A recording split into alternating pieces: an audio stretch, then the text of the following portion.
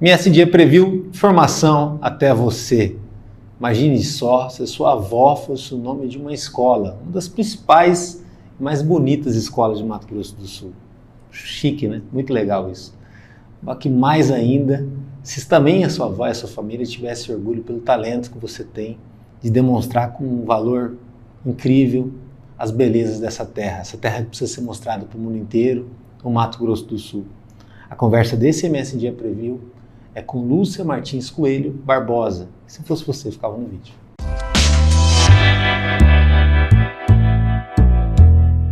Obrigado, honrado pela presença da senhora aqui, até para a gente poder dar uma respirada no MSD, falar de arte, falar de cultura, de identidade do Mato Grosso do Sul.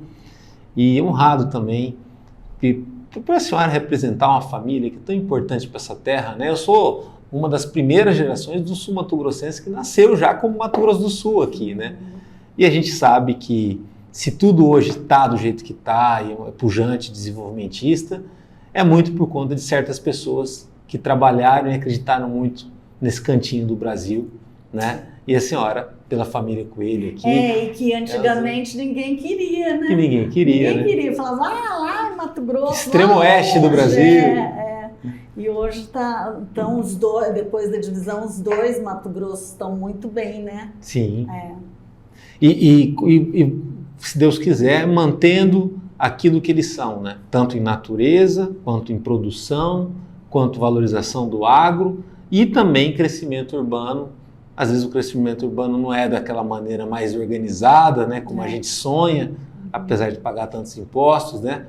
Mas é o que a gente não pode perder essa identidade. Eu tenho 41 anos, fiz dia 17 de abril, peguei aquela época de uma Campo Grande mais charmosa, uma Campo Grande menor, né?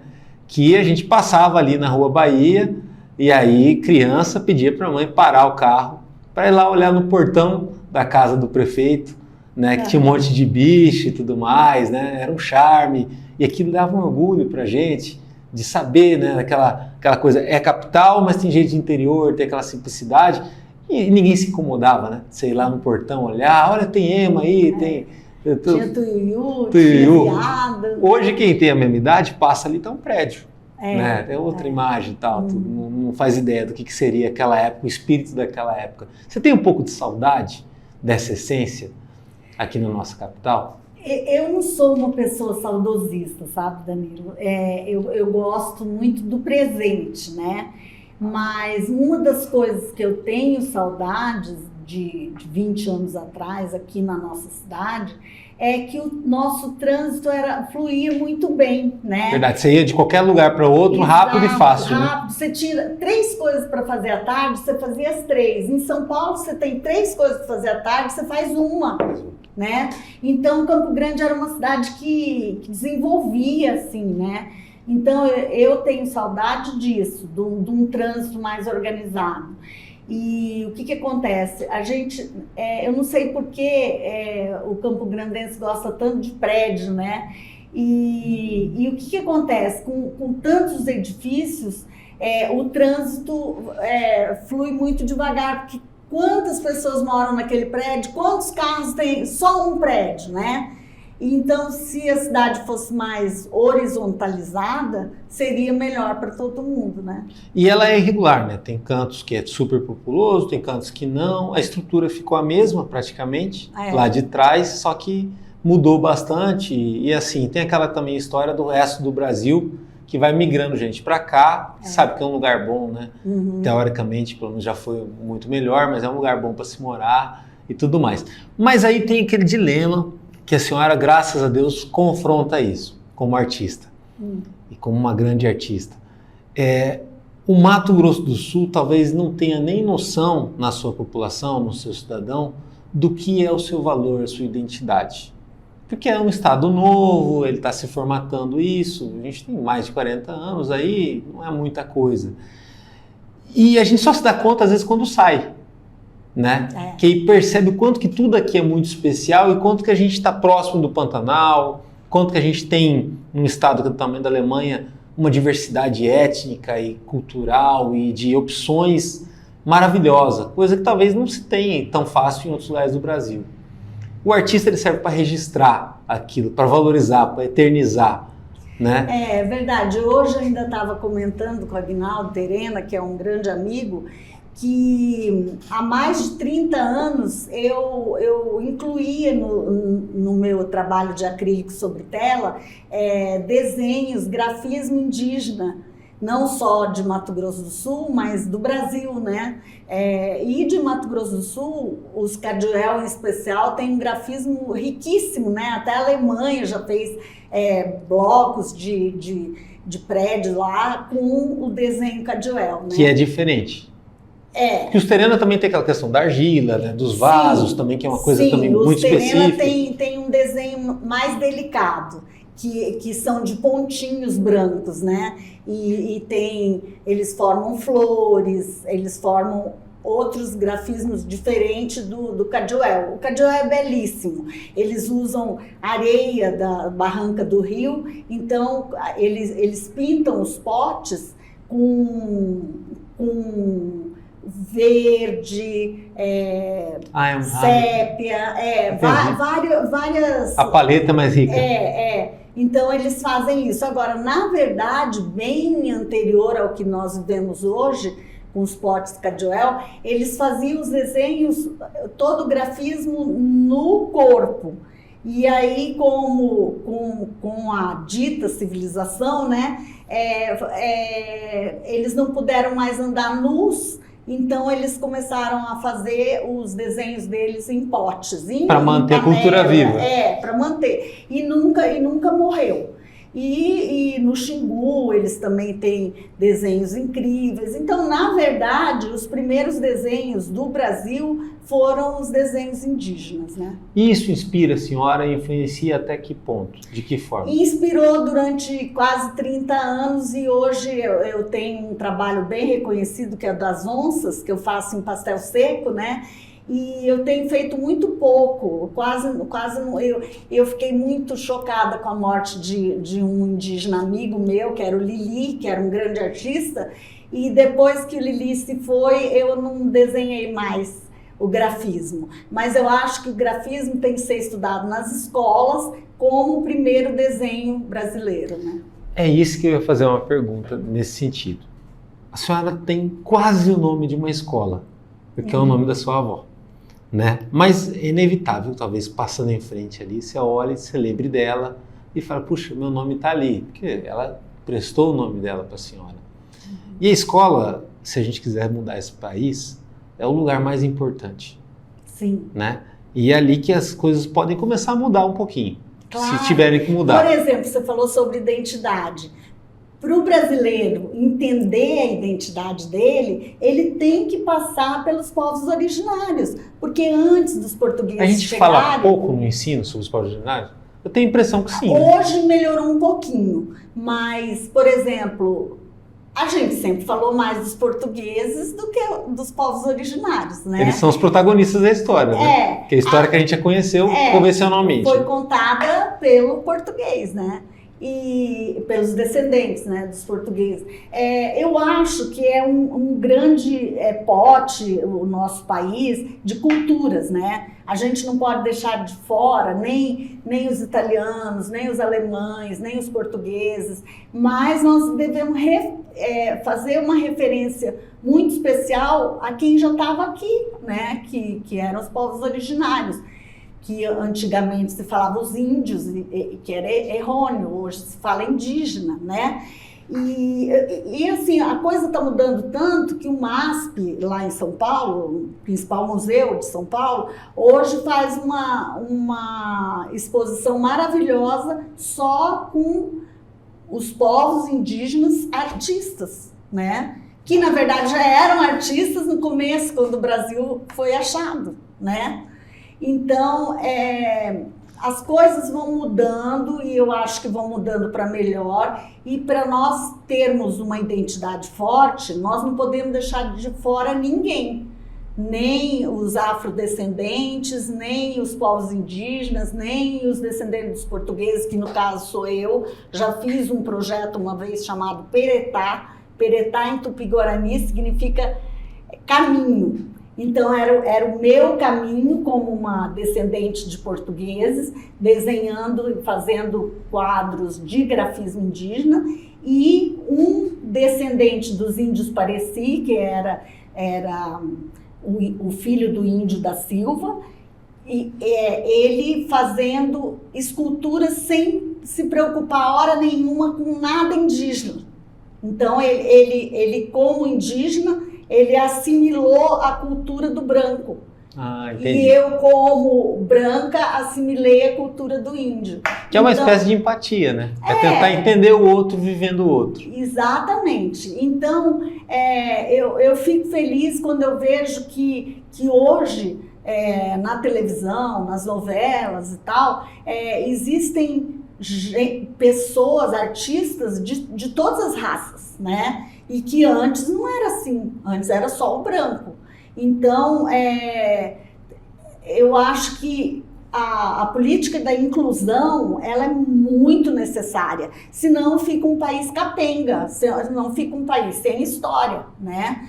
Então, eu vou muito a Veneza, já fui a 7 bienais de Veneza, e quando eu vou, eu fico impressionada porque é uma grande exposição de 2 em 2 anos, né?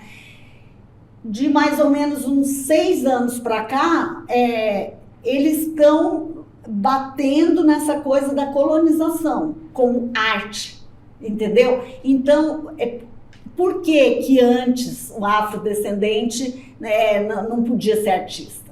Por que foi dado menos possibilidade dele ser artista? Quer dizer, grandes músicos são afrodescendentes, né? Grandes atletas são afrodescendentes, mas nas artes plásticas não era dado tanta oportunidade. E hoje a Bienal de Veneza reverencia os povos originários, reverencia os afrodescendentes. Então, que bom que está assim, né? Mas não é muito também de mito e arquétipo? Por exemplo, assim, lá na Idade Média, falando isso numa questão de imaginário popular, do que a gente vê em filme, do que a gente vê em série, do que a gente aprendeu na escola e tal. Aí você tem aquela figura do pintor, que ele vive um mundo à parte, que ele fica lá num ateliê, isolado e tudo mais, que é uma coisa para poucos, né? E a partir dali ele coloca à disposição de poucos também a obra dele, aquilo também até no museu também não ficava para todo mundo ver e muito menos entender todo aquele processo. E aí você teria uma elite mais intelectual que ia se deleitar daquela situação toda, né? Que tem um baita significado geral e total para todo mundo. Só que aí vem essa contemporaneidade que a gente está agora, que a gente pegou um pouquinho do mundo analógico, que tinha muito mais ligação no antes, e esse mundo digital, onde a gente tem shoppings, a gente tem a internet, que a obra da senhora está ali, pelo menos a pessoa conhece, ela vê como que funciona, como que está, qual que é o seu traço, alguma coisa sua. E o mundo do acesso, daquilo que a senhora falou, da inclusão. A educação não acompanhou isso ainda, né? Principalmente com relação ao artista regional.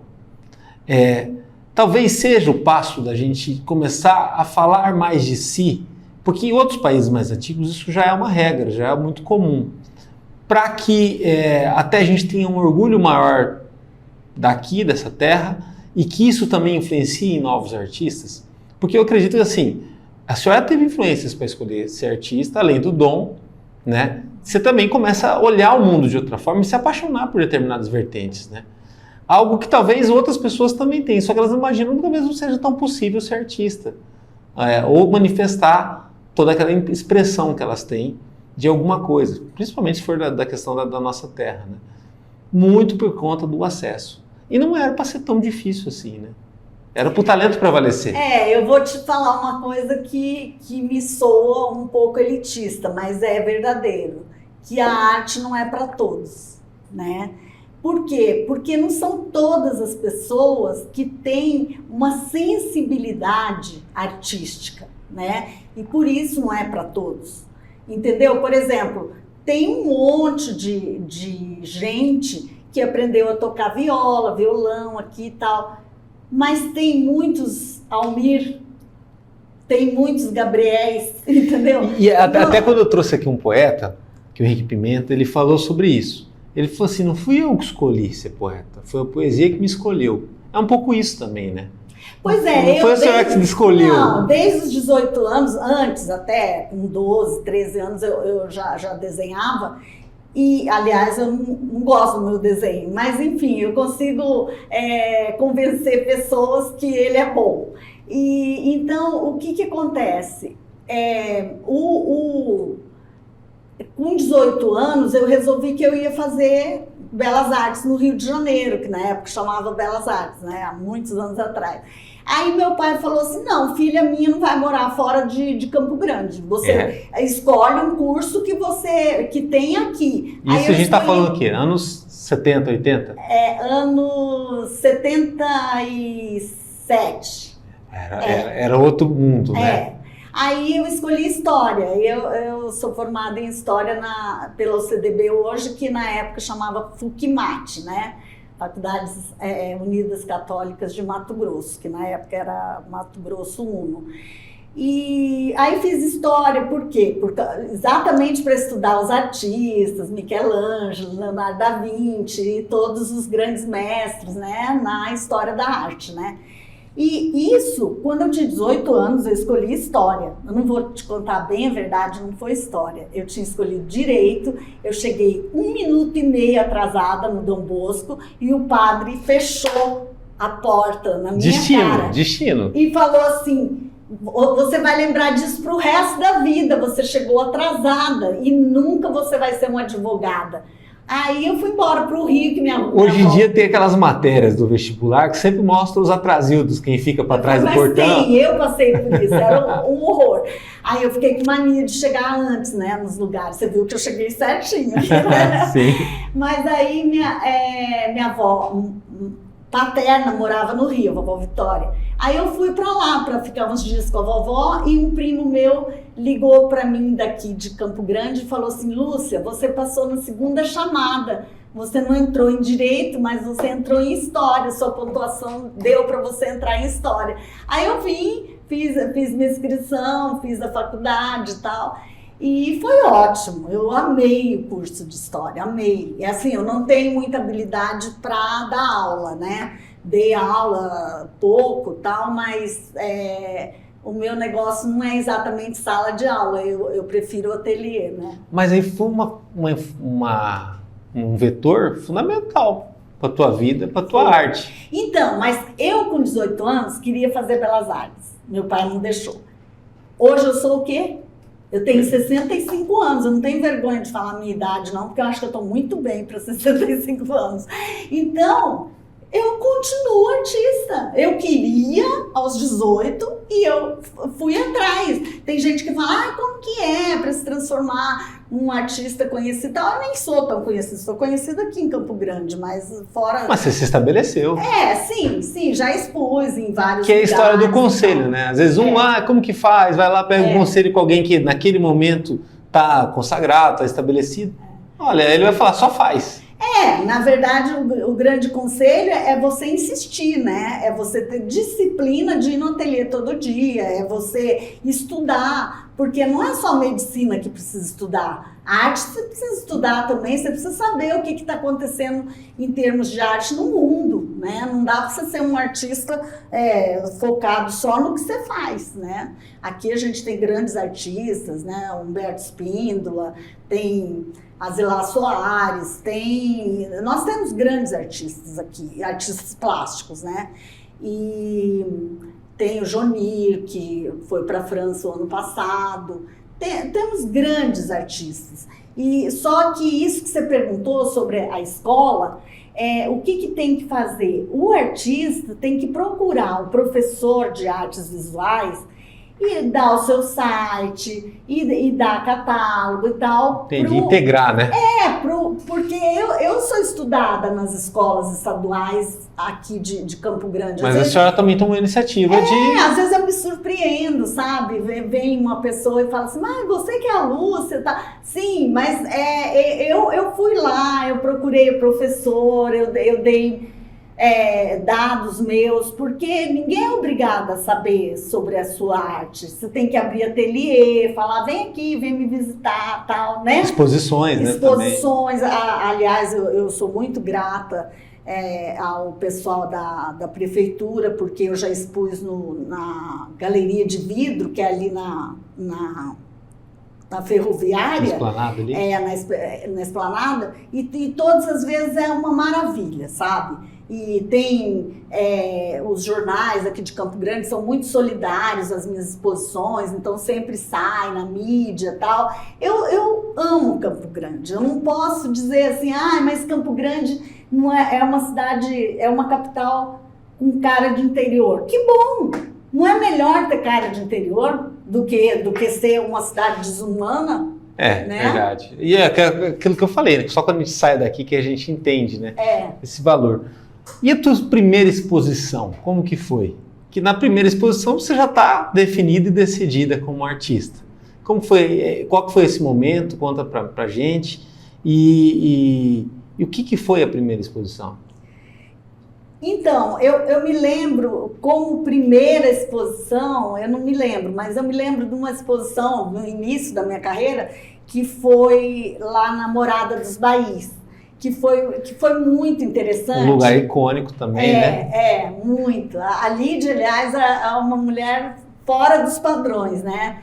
E então, nessa exposição, tinha um grupo vindo da Itália, e o pessoal que atendia lá para o turismo sabia que eu já tinha ido para a Itália, que eu falava italiano bem e tal, e eles falaram, eles não entendiam o que esse grupo queria, e eles queriam nada mais, nada menos do que conhecer o Pantanal, né? Aí eu fui lá e conversei com eles, tudo em italiano e tal, e daí eles me convidaram para expor num castelo que se chamava Castelo Rufo de Calabria, na Calábria, numa cidadezinha chamada Scilla, na Calábria.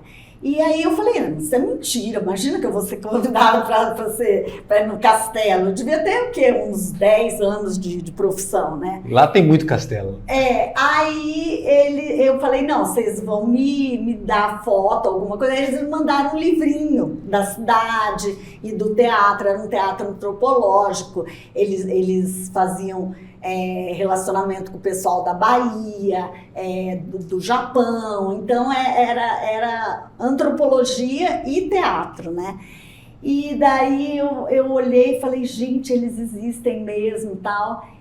E daí eu mandei 14 trabalhos e todos eram de arte plumária brasileira, de grafismo indígena. E mandei, foi de avião, porque meu trabalho, como ele é pastel seco, ele exige vidro, né? Porque o pastel é o giz, né? Sim. Então não dá para você fixar no papel e não pôr vidro, então tem que pôr vidro. Aí eu peguei e falei, vidro não dá também, porque vai quebrar, né? Aí eu inventei, coloquei acetato, que é aquele... Parece um acrílico. É o material do óculos, né? É um acrílico. Aí todos os trabalhos era com acetato e com um trilhozinho assim, sabe? Para ficar fácil de pendurar, né? E mandei os trabalhos. Aí os trabalhos chegaram antes de mim. Aí quando eu cheguei lá, os meus amigos do teatro já tinham posto tudo na parede. Ficou coisa mais linda, sabe? Então isso que eu posso dizer para a pessoa que ama a arte, que tudo tem a hora certa. Às vezes a gente fala, mas eu não consigo sair daqui, eu só fico patinando e tal, mas continua fazendo o trabalho, continua. Uma hora alguém vai ver e alguém vai dar valor a ele, né? E tem aquela história, sempre tem alguém vendo, né? Ainda mais no mundo de hoje e tal. Te surpreende ainda hoje, ainda mais com a internet, às vezes esse feedback, esse retorno sobre a obra da senhora, às vezes de alguém que está estudando a senhora na escola? Uma amiga do Paulo, eu tenho 3 filhos, vou falar porque eles vão ver essa reportagem e vão falar, mãe, você não falou que você tinha 3 filhos. Eu tenho uma filha coreógrafa, uma filha professora de yoga e um filho chefe de cozinha. Então esse meu filho me levou para o México uma vez numa viagem de gastronomia e eu fiquei conhecendo essa menina amiga dele que tinha uma banca no mercado de chás. Ela desidratava laranja, várias frutas e fazia os chás. E ela tinha muita curiosidade de conhecer o Brasil. Então ela veio para cá e ficou comigo 2 semanas aqui. E quando eu a levei no ateliê, ela olhou assim uma árvore, a árvore não tinha folhas, nada, era uma árvore assim meio seca, e atrás da árvore tinha um movimento, assim como se fosse um vendaval, sabe? Daí ela começou a chorar. Aí eu falei, eu não estou acreditando, você está chorando? Aí, o nome dela é Greta. Aí ela falou, Lúcia, eu não estou acreditando, esse quadro é a minha vida. Meu Deus, que legal. Nossa. Ela falou assim, eu estou seca igual essa árvore, e minha vida está um vendaval atrás. E daí ela chorou, não parava de chorar. O quanto que a arte é imprevisível. Né? Pois é, e quando a arte emociona é porque ela é boa. Não vou te dizer que todos os quadros meus emocionam, mas esse em especial emocionou essa menina. O que eu fiz? Tirei fotografia, fui num lugar lá que eu não vou falar que faz as reproduções e mandei imprimir do mesmo tamanho do quadro, enrolei e ela levou para o México. Olha, ela ficou muito feliz, porque ela falou assim, esse quadro mexeu comigo. E aí essa é uma satisfação de assim, até transcende, né? De certa forma, né? Porque eu acredito muito no poder da inspiração, né? Porque, assim, de tudo que é a senhora, misturado com talento e tudo mais, sai alguma coisa. E essa coisa passa a ter vida própria, né? Que tem a Lúcia Martins Coelho Barbosa, pessoa, de carne e osso como todo mundo, mas tem a senhora também na sua obra. A sua obra, ela é eterna, ela está aqui e ela vai estar. Independente do tempo, do que passar, e ela vai estar se comunicando. Porque a senhora um dia se comunicou através dela. Isso é mágico também. Pois né? O que eu fico feliz de ser artista plástica é que eu venho de uma família de agropecuaristas, né? A senhora foi ovelha negra. Talvez, não sei, talvez. Então, o que acontece? Os meus irmãos, com o passar dos anos, eles começaram a observar a mudança no meu trabalho e tal. Então, eles não tinham nenhuma noção. Isso que é legal. É o feedback de alguém fora da caixa também. E tem gente que fala, como que você consegue conviver com seus irmãos, né? Gente de fazenda e tal. Eu convivo bem, eu só nasci em Campo Grande, fui criada até os 8 anos numa fazenda. Então, assim, eu tenho noção da diferença do colonião, da braquiária umidícola, eu sei disso, né? E até a agropecuária também me ajuda para poder eu sustentar meu ateliê, entendeu? Porque só com a venda dos quadros eu não sustentaria. Mas como é no Mato Grosso do Sul? O agro ele impulsiona uma cadeia enorme de negócios, de outros negócios. Né? Pois é, mas pensa bem, se a minha família fosse toda de artista, talvez eu não batalhasse tanto para ser boa no que eu faço. Eu quis convencer meus irmãos de que a arte é necessária na vida de todo mundo. E eu acho que eu convenci. E o teu avô? Que é uma figura assim, histórica, icônica de Campo Grande, no Mato Grosso do Sul. Como que ele via esse teu talento e como que ele viu o desabrochar desse teu talento, desse meu teu dom? Avô não chegou a ver porque eu tinha 15 anos mais ou menos quando o vovô morreu, né? Mas o vovô, ele e a minha avó, eles valorizavam muito a educação, muito. E o mundo deles era o mundo da fazenda, da terra. E assim, minha avó, que tem a escola com o nome dela, ela era semi-analfabeta. Ela aprendeu a ler com meu avô. E meu avô teve 2 ou 3 anos de escola só. E só que ele era um homem que tinha uma visão muito boa de negócio e tal, então ele foi comprando terras e tal, e sempre na pecuária, né? Que é o pioneirismo do Mato Grosso do Sul, quer dizer, é gente da lida, da terra, da luta, né? Quer dizer, a instrução que ele tinha talvez fosse de outras coisas, mas absolutamente assim, forte no que ele fez, Que depois veio os descendentes e mantiveram tudo aquilo, né? Daí a reforma agrária foi feita na própria família, né? Então, porque meu avô tinha 48 netos, né? Tinha 12 filhos. Então, imagina, isso tudo vai diminuindo o tamanho das propriedades e tudo, né? E agora nós, entre os netos, que seria a geração do Paulo, do meu filho, são mais de 200 pessoas. Imagina? E isso tem muito a ver, uma metáfora, com o Mato Grosso do Sul, com o desenvolvimento daqui, né? Com que as coisas vão mudando, vão se transformando e tudo mais. E também com esse paralelo que existe, né? Entre o tradicional, a terra, a natureza bruta e tudo mais, e a sofisticação. Sim. Que junto está muito claro na tua obra isso, né? É verdade. Por exemplo, essas duas vertentes. Né? Por exemplo, uma coisa que me interessa muito é o meio ambiente, né?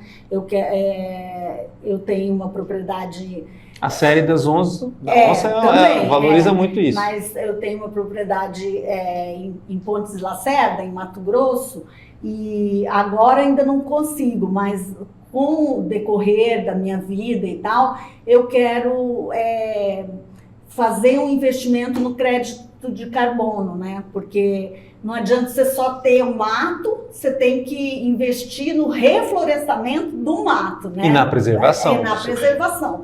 Então, não me interessa abrir para fazer pasto. Eu acho que meu avô já fez isso muito, né? Me interessa hoje a preservação da natureza. Então, eu quero investir nisso. E eu acho que as coisas vão mudando nesse sentido. O mundo vai tendo... por exemplo, eu não quero vender terra, né? Mas por quê? Porque Deus não fabrica mais terra, né? Agora, os meus filhos, provavelmente, eles são de outra área, totalmente diferente. Eu também sou de outra área, eu sou das artes plásticas, mas eu tenho ainda um DNA forte da agropecuária. A senhora ficou na fazenda e passou a infância lá, né? Tirou o sustento da terra. Da terra. Mas hoje eu acho assim, as duas partes principais do meu trabalho são as árvores e as onças. Então, isso está totalmente ligado à terra, né? E uma pessoa me perguntou uma vez, Lúcia, mas se você não fosse sul-mato-grossense, você acha que a sua arte seria diferente? Eu tenho certeza. Seria diferente. Seria diferente. Porque o que me emociona mesmo é o meu dia a dia. Aí, você adivinhou a minha próxima pergunta. Isso significa sintonia. Eu sou fanático por biografias, né? Livro de biografia e tudo mais. Porque eu acredito que muito também a transformação pessoal, ela emplaca muito no desenvolvimento pessoal do que a gente vive. Não tem como dissociar as duas coisas. A senhora é alguém acessível, é alguém que é apaixonada pelo Mato Grosso do Sul, por tudo que compõe ele, que conhece porque viveu essa identidade e a evolução dela, né, e tudo mais. E a evolução dela, infelizmente hoje, é uma memória, muito mais do que a teoria do que se prega. Onde que eu quero chegar? No mundo de hoje, mundo polarizado, aí você tem os conflitos agrários, aí você tem a situação de cada um numa caixinha, indígena para cá, produtor rural para lá, a cidade para cá, sendo que na nossa identidade genuína não é isso, é tudo misturado, é todo mundo se entendendo e se ajudando e tornando aqui, como foi nos anos 70 e 60, um lugar de destaque, um lugar protagonista, um lugar para frente, né? Que não foi à toa que cresceu tanto e mudou tanto. Mas se pessoas como a senhora, né, e talvez até com um pouquinho da minha geração, não lembrar desse DNA, é capaz da gente ver no futuro uma desconstrução. Eu falo isso porque a senhora é amiga do Aguinaldo, tem um respeito enorme pela questão indígena e é de uma família de produtores rurais. E também entende a importância da cidade crescer, desenvolver e tudo mais, porque isso também favorece a questão da arte e tudo mais. Mas tem que ser feito isso preservando o esqueleto de tudo. Se a gente não preservar o esqueleto de tudo, ele se perde. E esse é um grande perigo para tudo que envolve o Mato Grosso do Sul ou qualquer canto do Brasil, né? A arte, ela depende da história. É aquilo que a senhora estudou tanto e que na Europa está bem estabelecido, né? Talvez pelo tempo de milenar, de civilizações e tudo mais, está bem resolvido isso. E até pelas instituições, né? A Unesco está lá, né? Então ajuda. Mas aqui a gente tem esse risco. Por exemplo, eu falo disso, por exemplo, Bonito. Eu conheci Bonito do jeito que está lá, né? Com a água transparente e tudo mais. Se a gente não preservar, não cuidar, daqui a pouco Bonito era um passado, né? E a própria Campo Grande, do que a gente falou, aquela Campo Grande charmosa e tudo mais, será que ela vai existir no futuro? Será que ela vai ser uma lembrança? Será que essa lembrança está registrada em arte? Né? Isso só se preserva e só se valida quando a gente tem isso dentro da gente. A senhora tem isso dentro da senhora. É um soft skill seu, né? Até que ponto o teu eu, a tua vivência, a tua essência, a tua alma determinou a tua arte? Bom, uma coisa que acho que ninguém sabe é que eu sou canhota, né? Então, dizem que as pessoas canhotas têm mais facilidade para línguas, para música, para arte em geral. Né? Criatividade, disrupção. Usa o lado do cérebro que tem mais a ver com esse lado, né? Então, eu já nasci minoria, porque eu nasci canhota. E na escola, na época que eu comecei a escrever, a professora chamou meu pai e falou: seu Antônio, a Lúcia é canhota, vamos tirar esse hábito dela, porque naquela época era feio ser canhoto. Para ensinar a escrever com a mão direita. Vamos tirar esse hábito dela. E ele falou assim: não, ela é canhota, ela vai ficar canhota. O mínimo que pode acontecer é você tirar esse hábito dela e a letra dela ser horrorosa. Deixa ela ser canhota. Então, o que acontece com o canhoto? Quando ele vai abrir a maçaneta, ele abre diferente, porque a maçaneta é feita para destro. A tesoura, quando a gente usa tesoura, a tesoura é feita para destro. Então, a tesoura marca aqui o dedão da gente. Então, a vida do canhoto, por si só, já é mais difícil que a vida do destro, né? E então eu já nasci diferente. E eu nasci numa família de 4 irmãos e eu sou a segunda filha, né? E então o que acontece? Eu tive que ser muito boa. Eu tinha um irmão que nadava divinamente bem, mergulhava muito bem, e ele falava sempre assim: Lucinha, vamos nadar, porque eu tenho certeza que eu vou ganhar de você. E ele sempre ganhava. E ele era mais novo que eu, o Arthur. E aí eu tinha que ser muito boa na natação para ganhar do meu irmão, entendeu? Então eu acho que assim, ao invés de eu me vitimizar e dizer: é horrível ser uma mulher no meio de 4 machões. Não, meus irmãos não são machões, como meu pai falava. Mas se eu não for machão, eu vou ser o quê? Femão? Entendeu? O papai falava isso brincando. Mas assim, meus irmãos são homens. E são homens do tempo deles, né? Em que naquela época era mais normal o homem ser o provedor do que é hoje, né? Eu tenho sobrinhas hoje que são médicas e tal, elas ganham tão bem quanto os maridos delas. Então, e não dá problema. Os caras, eles aceitam que as mulheres colaborem economicamente tanto quanto eles. Isso é uma delícia, porque você não precisa ser submissa mais, porque você já colabora, entendeu? Então, o mundo vai melhorando. Eu acredito que tudo melhora. Lá atrás, para a senhora impor esse talento, ou colocar ele sobre progressão, não era tão simples, né? Hoje, olhando no mundo de hoje, nascendo uma nova Lucinha, ela tem pista livre. Lá naquela época não tinha que se validar. Meu pai tinha muita tristeza de eu ser artista. Ele falava: não dá para escolher outra coisa, não, sabe? Vai arrumar a gaveta da sua casa, vai ser dona de casa. E depois, mas o artista, ele tem essa sensibilidade, né? Que não é só, vamos supor, ele faz a expressão do que ele tem dentro dele, de alguma forma, e aquilo fica registrado. Não é tão automático assim, não é tão industrial assim. Claro. Muito mais que as pessoas pensam. Por exemplo, assim, a sua era resultado da sua sensibilidade. E a tua sensibilidade, ela é diferente, ela é única, né? E serve até de exemplo para a sociedade. Por que eu falei dessa questão da mistura? A gente está numa transformação e num risco de mudar demais e não se reconhecer lá no futuro, que Mato Grosso do Sul, ele, ainda mais com a chegada de outras pessoas, né, e tudo mais, de outras regiões, ele não pode se reinventar na própria história, como tem acontecido, às vezes por conta das ideologias, da política, da briga ou da mudança da plataforma econômica. Porque senão ele vai deixar de ser competitivo.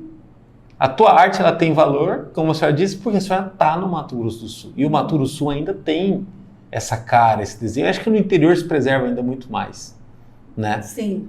E isso está também na tua forma de ser. Né? Também você vê como as coisas irradiam. Eu falo isso assim, no seguinte sentido. Durante a entrevista do próprio Aguinaldo, ele falou da questão do conflito, da necessidade do indígena se validar, de lutar por isso, de buscar capacitação, de fortalecer o diálogo, né, no caso dos conflitos, para que também tudo tenha uma atenção organizada, né, na hora de se debater numa mesa e tal, mas colocou de uma forma muito sábia, acho que Deus iluminou ele naquela hora, de colocar, e isso serve como recomendação para todos, lembrando que o conflito não é com todos, porque a gente, graças a Deus, está num estado harmônico, onde eu tenho amigos produtores rurais, eu conheço muitas pessoas que se completam, que se entendem e que apoiam também a causa indígena, né? E é através dessas pessoas e desses relacionamentos que tudo vai ser diferente lá na frente. Porque o problema, às vezes, ele é muito maior do que a gente imagina. Sim. E passa sempre pela questão da educação. E por pessoas que transcendem isso. Né? E nada melhor para transcender do que um artista, do que uma obra de um artista, né? Sim, a arte, ela tem um poder transformador, né? Então, por exemplo, às vezes as pessoas não entendem a minha amizade com o Aguinaldo, parecendo que tudo se resume em terra, em boi, em grafismo indígena. Cada coisa é uma coisa. Uma coisa é a tua obra, outra coisa é a atividade econômica, que é um trabalho que envolve a disciplina, o foco e tudo mais, né? Sim, e o Aguinaldo... E outra questão é a tua visão social, né? Tem gente que fala, mas você é amiga daquele índio? Ele não é índio, coisa nenhuma, ele é mais branco que a gente porque ele está na cidade e tal. Gente, isso é uma ignorância. O índio, ele tem que ter direito, tanto quanto o branco, afrodescendente, de estudar, de fazer o que ele quiser. Porque ele é brasileiro, né? Se ele quiser estudar e voltar para a aldeia, ok. Mas se ele quiser morar numa grande cidade, ele tem o direito de morar. Então, eu acho assim que as pessoas têm uma ideia muito engessada, superficial, do que é ser produtor, porque isso o que eu ia falar. rural também sofre. É isso que eu ia falar, é o preconceito que vale para um lado e vale para o outro, né? O produtor rural, por exemplo, é sempre aquele homem ignorante, entendeu? Gente, tem técnicos maravilhosos, tem agrônomos fantásticos. E tem mulheres também no campo. Tem mulheres. As mulheres antigamente só podiam ser produtoras rurais se elas fossem viúvas ou desquitadas, divorciadas, né? Hoje não. Hoje a mulher resolve fazer veterinária, agronomia, ou seguir o que a mãe seguiu, que também era produtora rural. Então tem lugar para todo mundo. No meio de tudo isso, teve a pandemia recentemente. E como foi para o artista lidar com a pandemia? E não teve as exposições, deu uma freada em tudo isso, mas também fortaleceu, pelo menos, o apelo pela internet, né? De tentar direcionar mais o teu conteúdo para a internet, tentar buscar o público de outra forma, até novos públicos. Como que a senhora passou por isso? Então, eu tive Covid 2 vezes. Uma das vezes... Você chegou a se isolar e ia fazenda ou não? Não, eu me isolei em casa mesmo, mas eu fui para a fazenda também. Mas o meu filho, que mora em Barcelona, na época estava morando em São Paulo. Então ele veio para cá e me cuidou muito, porque ele já tinha tido Covid, né?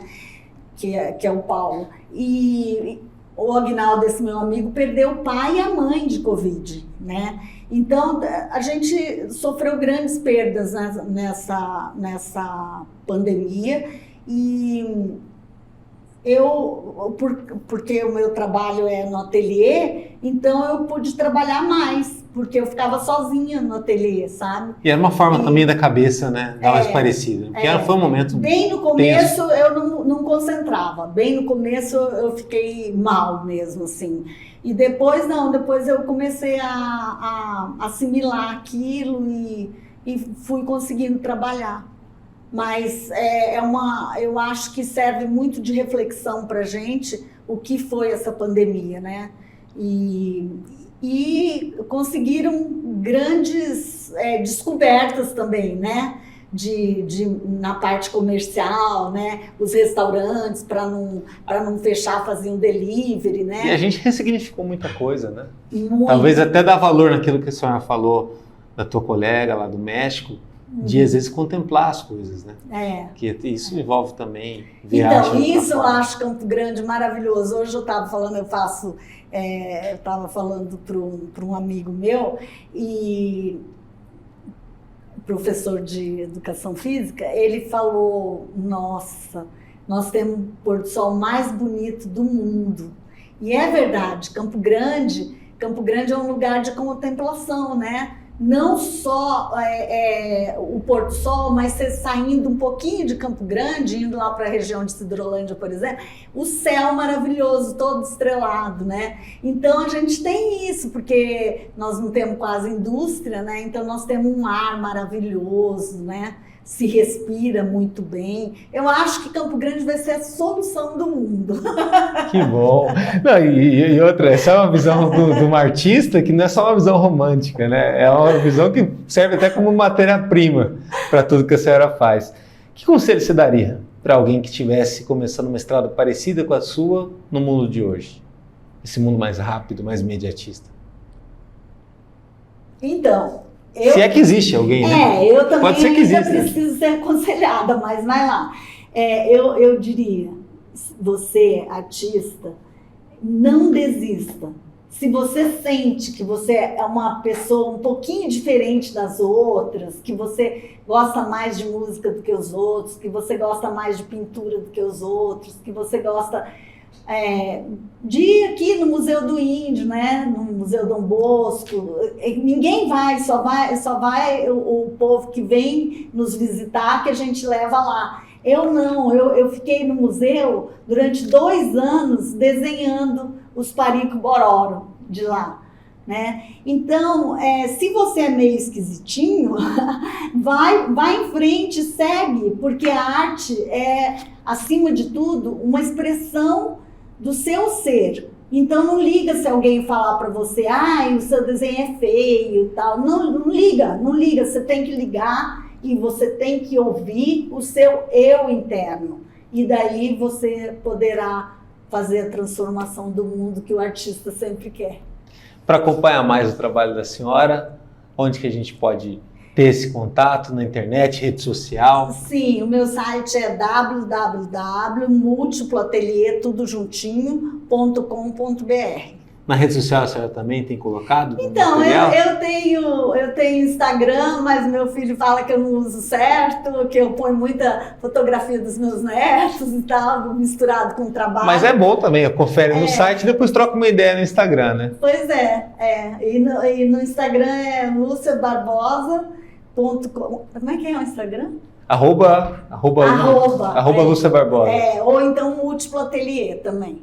Excelente. Olha, obrigado. Foi uma honra trazer a senhora aqui. Obrigada, Danilo. Foi um prazer, viu? Acompanhe o nosso trabalho no www.msindia.com.br ou lá no YouTube tem as entrevistas, os cortes também, e também nas redes sociais do jornal, no Instagram, no Facebook, muita coisa. Se gostou dessa entrevista, confere também as outras. Até a próxima.